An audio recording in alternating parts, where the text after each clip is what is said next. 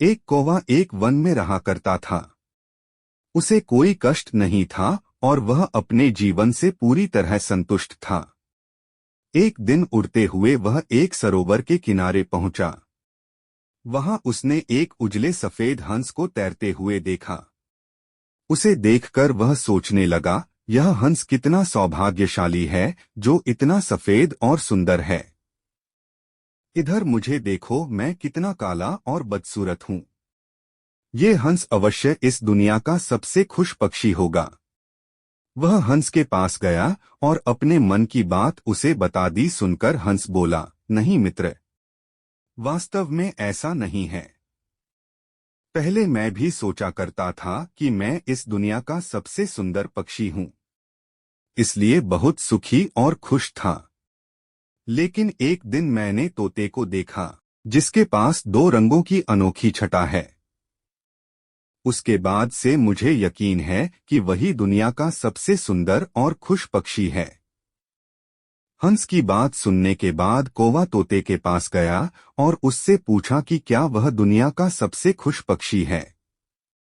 तोते ने उत्तर दिया, मैं बहुत ही खुशगवार जीवन व्यतीत कर रहा था जब तक मैंने मोर को नहीं देखा था। किंतु अब मुझे लगता है कि मोर से सुंदर तो कोई हो ही नहीं सकता, इसलिए वही दुनिया का सबसे सुखी और खुश पक्षी है। इसके बाद कौवा मोर की खोज में निकला। उड़ते उड़ते वह एक चिड़ियाघर पहुंचा। वहां उसने देखा कि मोर एक पिंजरे में बंद है और उसे देखने के लिए बहुत सारे लोग जमा हैं। सभी मोर की बहुत सराहना कर रहे थे। सबके जाने के बाद कौवा मोर के पास गया और उससे बोला, तुम कितने सौभाग्यशाली हो जो तुम्हारी सुंदरता के कारण हर रोज हजारों लोग तुम्हें देखने आते हैं। मुझे तो लोग अपने आसपास भी फटकने नहीं देते और देखते ही भगा देते हैं। तुम इस दुनिया के सबसे खुश पक्षी हो ना।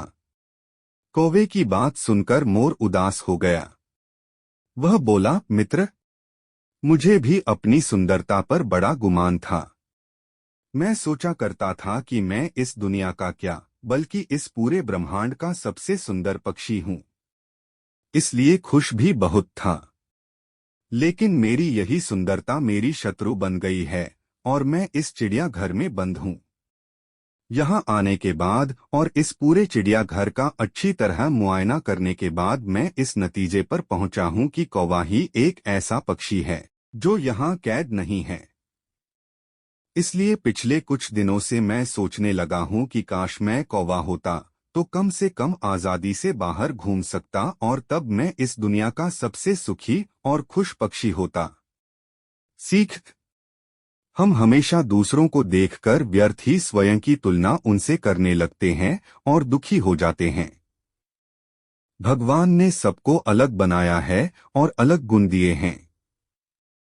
हम उसका महत्व नहीं समझते और दुख के चक्र में फंस जाते हैं। इसलिए दूसरों के पास जो है उसे देखकर जलने की बजाय हमें हमारे पास जो है उसके साथ खुश रहना सीखना चाहिए। खुशी बाहर ढूंढने से नहीं मिलती, वह तो हमारे अंदर ही छिपी हुई होती है।